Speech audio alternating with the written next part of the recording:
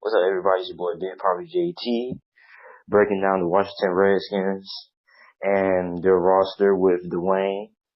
Now, Dwayne, I want to ask you about Alex Smith. Is he an upgrade from Kirk Cousins? A lot of people say he is because he can run. Pretty much that's it. And they're pretty much the same player. How do you feel about him? I think they are both very even in what their skill set is. Alex Smith is more of a short-hand quarterback that he can hit you with the deep ball, as we saw with if he has a deep threat as he did with the Tyreek Hill. Alex Smith also relies on a run game, which I think the Redskins will get to back to this year. It's more like they're not going to see them run us three back set with P. Ryan, Geis, and of course Chris Thompson on third down. So I think you'll start to see Alex Smith will start acclimating a lot of stuff that he did in Kansas City, here in Washington, with Kirk Cousins. I think the Redskins probably made a mistake by letting him go. However, in the long run, it's not a downgrade at quarterback. You're basically getting the same player in return. And about the running back situation, so you guys drafted Darius Geis, which I think was pretty good still because he was projected to go as early as the top of the first round, top 15. Nobody saw him sliding out of the first round, but apparently he had a lot of interviews that went wrong, personality problems, and you guys snagged him in the early second round. So will it be a running back by committee, and will he be the one starting?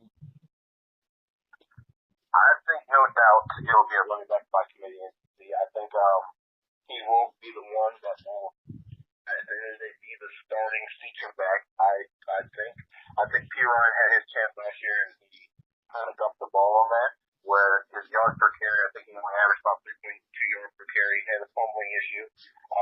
Rob Kelly, of course, got hurt. I'd be surprised if Rob Kelly got cut, because they've given him hurt. Through the grapevine that they may keep complete bids over Rob Kelly, which I'd be shocked at that. I think it's going to be a running back by committee. You're going to see a lot of P. Ryan, you're going to see a lot of Kelly and guys and Chris Thompson, especially in those third down packages. It's going to be Chris Johnson's show. So it's definitely going to be a running back by committee in Washington, unless somebody just if guys takes off. It's going to be about a 3 or 4 headed monster in these days. Now, what about the injury status of Jordan Reed? Is he still in doubt about how healthy he will be going into this season, or is he 100% ready to go? Jordan Reed, I wouldn't say he's 100%, but the Redskins are bringing him on a lot slowly. As you see right now, they're keeping him on the sidelines for OTAs. They want him to be full go for training camp so he can until he's ready full swing for the season. I'd be shocked if we see Jordan Reed play in the preseason at all. It might give him a little time on the field here and there, but outside of that, I don't think you'll see much of Jordan Reed in the preseason. But I do expect Jordan Reed to be 100% ready to go come week 1 of the Lakers. And what about the Redskins offensive line? Because other than Trent Williams and Brandon Sheriff, it really hasn't been a lot of stability on the offensive line. Well, now, with that, I would say this: you can't forget about Morgan Moses. Morgan Moses rated out to be one of the top tackles in the league last year, late tackles in the league last year, even with the injuries, and he battled injuries all season long. Do I have question marks at guard and center? I do, because I don't know what Chase Roulier is about. And then you have Berger right behind Roulier, so I'm not comfortable with that center position, because you let people like Spencer Long go. And then you probably bring back Sean Brown.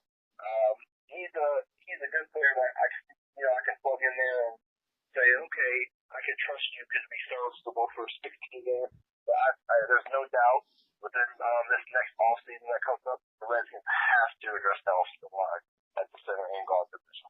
And on the defense side of the ball, you guys had a few players that I liked it. but it's a lot of holes from what I'm hearing. And you guys were reportedly interested in signing Eric Reed. Did you know the status on that? Because he was new with Colin Kaepernick. So is he still most likely going to get signed by the Redskins or?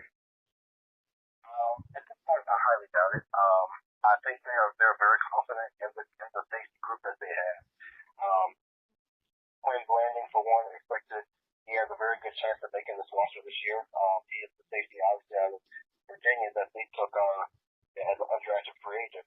Um, so there's a lot. Another person, Nicholson, Monte Nicholson, person who I expect to actually end up being the starter by season. If he's not by week one, him and Swearinger back there is going to be a good combination. I think Nicholson showed he had the skill, especially in that Raiders game. If you actually, he was all over the field. So I think at the end of the day, I think they had with them giving the Shades and everybody a new contract as well. The Redskins are very confident in that safety group they have. Now, what is the biggest holes on the Washington Redskins defense that hasn't been addressed during free agency or the draft and that they're going to have to figure out during training camp? Personally, I'm going to have to take corner out of all the positions. I think they have the depth at outside linebacker to get the job done. That was a little suspect to me at first, but I think they have the depth there. They just want to get the job done with Kerrigan, predominantly, obviously, so Carson Smith and Kerrigan are going to be your starters. I expect Ryan Anderson to make a week, but in that quarterback position, you will lose Rashad Freeman. As crazy as it sounds, most people are like, I'm glad. I'm glad he's gone. Rashad Freeman actually had one of the lowest cash percentages in the league last year. Then you have somebody like Kendall Fuller. I think Kendall Fuller, to me, I like him. I love Kendall Fuller. I think that was the mistake that the Redskins made. I think that goes back to that Champ Bailey trade. Granted, Champ Bailey got to a point where he just did not want to be here anymore. But Kendall Fuller's 23 years old. He had hit the mark where he had blossomed. He was turning the corner to be one of the best corners in the league. So I think that she's got a heck of a corner. I hope Fabian Moreau can step up. I have faith in him. We got him in the third round 2 years ago. So hopefully, coming up this year, he has a chance to take over the spot. Like now, Standard is slated to play outside, obviously, Josh Norman. Smith Dunbar just got a new deal as well. But I think at the end of the day, it's going to be Dunbar, Norman, and Anderson's squad. Okay, so based on the roster right now, do you think the Washington Redskins can compete in this division? Because a lot of teams in this division have made a lot of great roster moves. We already know the Philadelphia Eagles are obviously the most talented team in the division. The New York Giants, the Dallas Cowboys, they're going to have Ezekiel Elliott back now for a full season. We saw the impact he had when he didn't play. And I could say a more improved wide receiving core, even though they did lose Jason Witten. Where do you see the Washington Redskins competing in this division? And can they get into the playoffs? I absolutely do think they can compete in this division. If you look at it, to be honest, let's look at the Redskins last year. That team was one of, if not the most injury-riddled team in the NFL. Mm-hmm. I think if you look at the Redskins team at the beginning of the year, first of all, we played Philly week one last year. A couple of mistakes, I think, cost the game. Game was a very winnable game. Then you show when you were at full health, you have a team like the Oakland Raiders come in there, and you play bully ball. You play bully ball. You have a bully, you have a running back named Marshall Lynch back there, and you beat him up. With Jonathan Allen fully healthy, drawing pain on that front line, I expect Matt Ioannidis to be up there at the other defensive end position at 3-4 Redskins finally have a nose tackle to the level. I think that run game will be very improved. You have to look, the Redskins run game the first half of the season, the run defense was one of the tops in the league before all the injuries came. So I expect that team to be much improved. The healthy Redskins team is definitely a wild card team. Now, I'm not going to say they're going to win the division, but they're definitely a wild card team.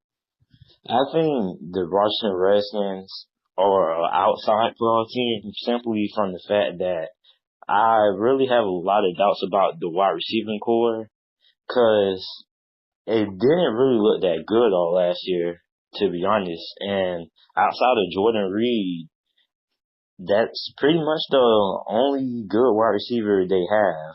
Well, tight end, but he's a receiver in my opinion. But what else do you think this wide receiving core is pretty good, better than how it was last year? I'm going to chalk up James and Crowder's season as an anomaly. I think that Josh Johnson is actually going to make a turn this year. Yeah, even last year, he only had, I think it was 35 catches. But he had, of those 35 catches, he was a 6 touchdowns. So Josh Johnson shows he knows how to get in the end zone. With Alex Smith, with that short game, the way he plays, I think he's going to play great to a player like Jameson Crowder. Again, you still have Vernon Davis there, as well as Jordan Reed. So right there, you're going to see a lot of two tight end sets with Washington as well. Paul Richardson knows how to stretch the field as well. So I think at the end of the day, is it the same wide receiver core that has Deshaun, Pierre, and Jameson back there? No, it's not. I'm not even going to say it is, but at the end of the day, I think it will be improved from what it was last year. And Vernon Davis really was a very underrated player last year in the NFL, in my opinion. How old is he? Like 35, and he still looks like he's running a 4 or 5 out there. He was very good. I was very, very impressed by Vernon Davis. I think he should have made the Pro Bowl. He should have at least been in reserve because he had a very solid season. I think he had like 500 yards receiving last year, if I'm not mistaken. I really like Vernon Davis, but before we wrap this up, so overall, is this Washington Redskins team even worse or better or pretty much the same compared to how it was last year? I'm going to say it like this. I was very skeptical how the offseason started with them. I didn't know what to expect. At first, when I saw that trade, I thought they were crazy. But as I see how they did in the draft, see how they did in free agency, where they didn't get too crazy, like they didn't sit there and reach and just grab Donta Hankins because we wanted him a year ago, period. So I think overall, I think they got better, especially on the defensive side of the ball. Time will tell see how that offense is going to gel together. But I think overall, I think the Redskins will be much improved from what they were last year. My last question before we end this is Jay Gruden on the hot seat?